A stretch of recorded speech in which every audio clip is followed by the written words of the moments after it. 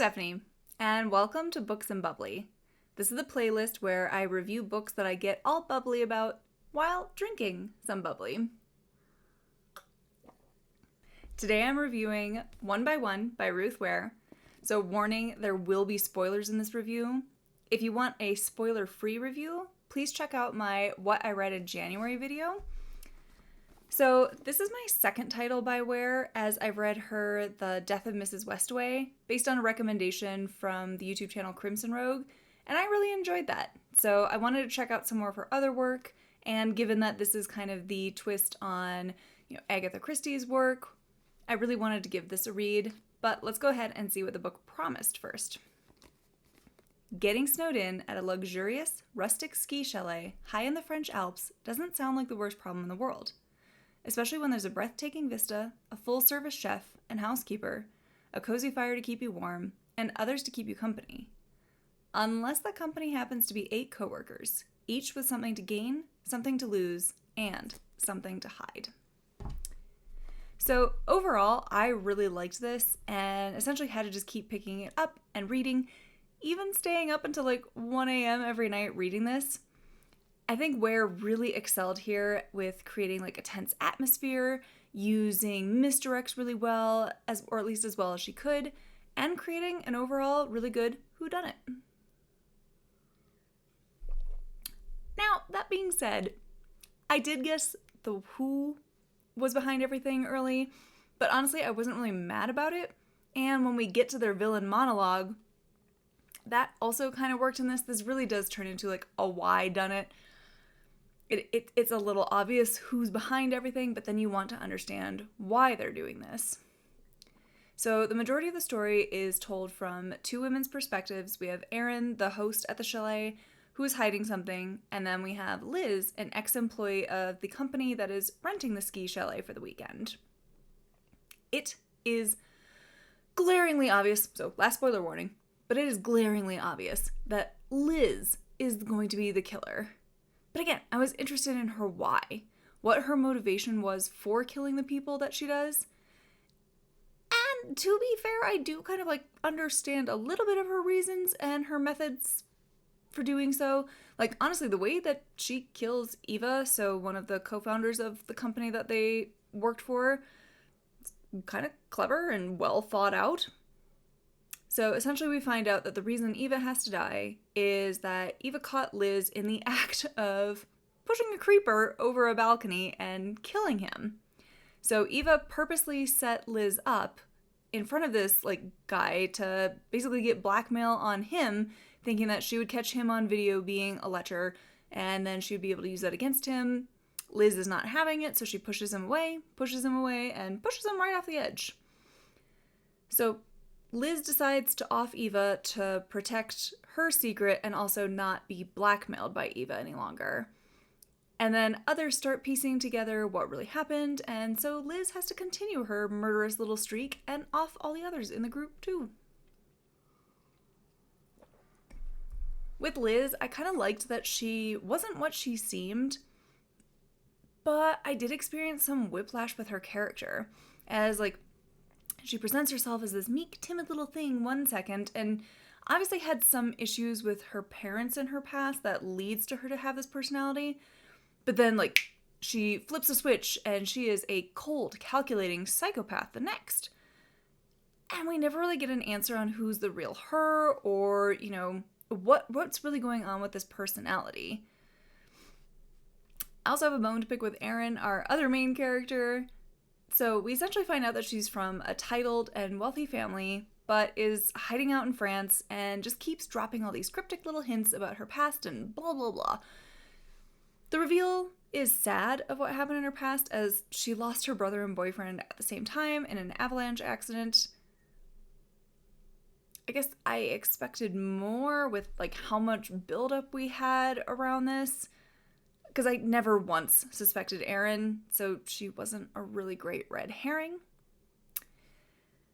And then finally, the big battle between Erin and Liz was something. It was something. So Erin realizes that Liz is the killer, and they have to ski down the mountain to get away because they're trapped in the ski chalet together. And then Liz realizes that Aaron knows, so she has to chase right after her too. Oh wait, let me back up for a second. So Liz knows that Aaron knows, and honestly, if I were a better video editor, I would totally pop in that scene of Joey, Rachel, and Phoebe, and they don't know that we know that they know, but I'm not. I'm still learning, but I'm a work in progress. But anyway, Liz is onto Aaron, and so she drugs the tea that she makes for Aaron, and it seems like Aaron was drinking it, knowing Liz already killed somebody this way, so I was kind of mad at that scene. But then Ware must have heard me like bitching about it, because then we find out that no, Erin was smarter than that and wasn't drinking it. She was just pretending to buy herself more time when she, essentially goes to sleep, because these are sleeping pills that was crushed in the tea. And then she can get on her ski gear and try and run away. But then that leads to our ski run of terror. I couldn't take it seriously. It's written to be tense, and it's supposed to make me hold my breath that Liz is gonna catch up and kill Aaron. But I'm not really scared. It's skiing. What is Liz gonna be holding a big butcher knife, slashing in the air, coming after Aaron? I don't know. And then Aaron is able to out-ski Liz because she knows this mountain, even though she has a broken ankle or foot or something. And then Liz promptly takes a corner too fast and crashes into a rock wall or something. It was also, we're in this tense scene to help build up the suspense. Ware is doing very short chapters from each woman's point of view of oh my god, I can hear her, and then oh my god, I can hear her, I'm catching up. But Liz's internal dialogue during this scene kind of had me laughing instead of being worried for Aaron's survival. It's just a little bit too over the top and a little too, I'm evil. And it was very hand-holdy.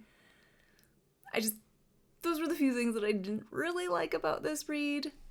But I still stand by the fact that I wasn't mad. I knew it was going to be Liz, as I was, again, really just curious about the why behind it all. And we got it. We got it in a good scene. It tied up everything really nicely.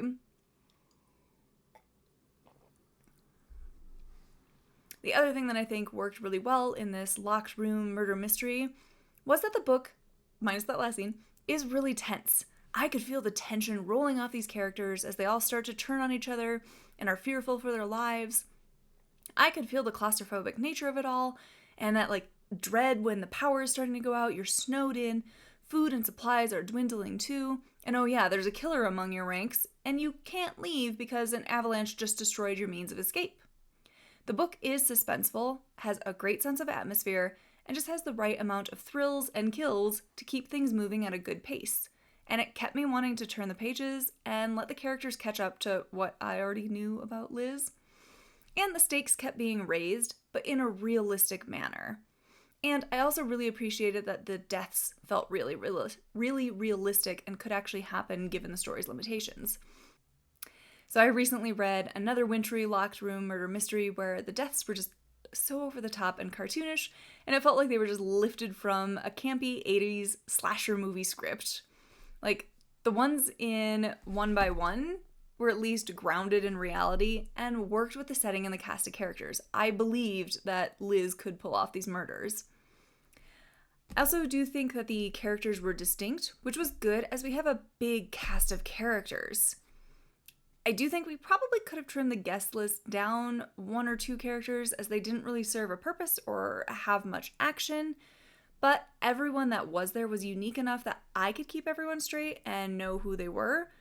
I have seen reviews that said that they didn't like how many characters were in this, and I understand that, but again, I still thought that the characters were distinct enough that I never had a problem keeping them separate.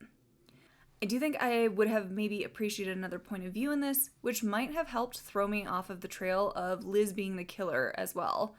I may have still called the killer, but I didn't call who was going to be a victim in this, and those choices were interesting, even if one was a bit of a stretch.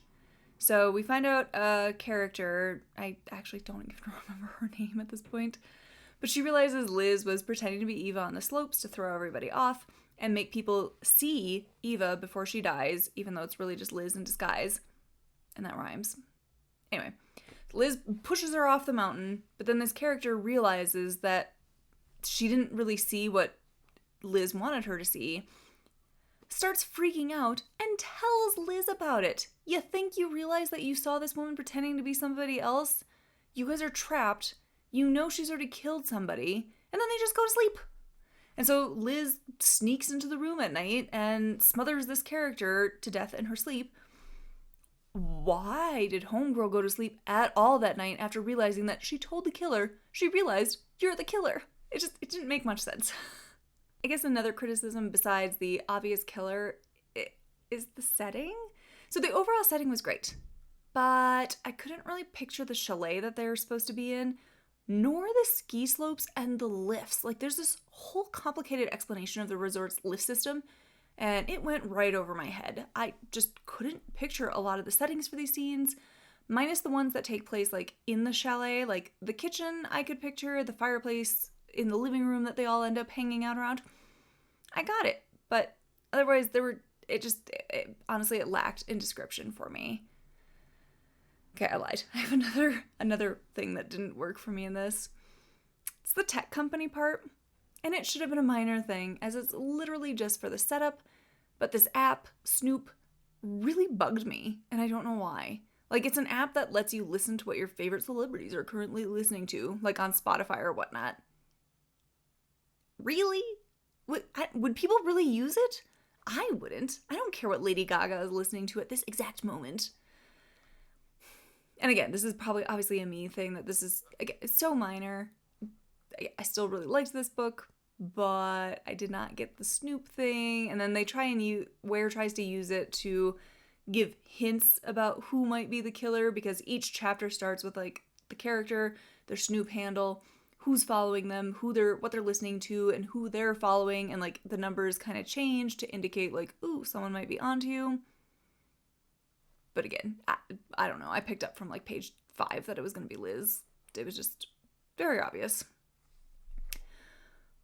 Overall, I still really liked this read. I enjoyed picking it back up and getting sucked into this like chalet o' death. I gave it 4 out of 5 stars, as I was entertained, I wanted answers, and I really loved the tension and the ski mountain backdrop. It was chilling, you could say. Okay, please don't leave. I'm almost done. It was a good snowy afternoon read and fulfilled my need for an escape from my real life. This would have been a really amazing book to take on a ski weekend. I actually told my husband that I'm bummed that we did not buy ski passes this year, as this book is making me miss the slopes and skiing. Granted, I don't want to be skiing with anyone from this book. I would definitely recommend this one, even if you're just looking for an easy read or popcorn thriller style book.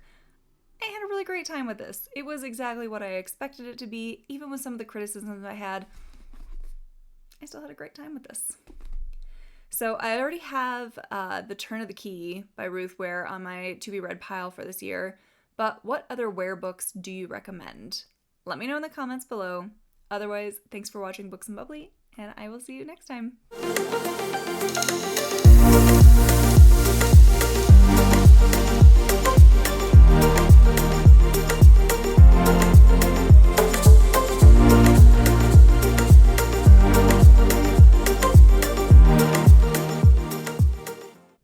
Getting snowed in at a luxurious... Oh my god.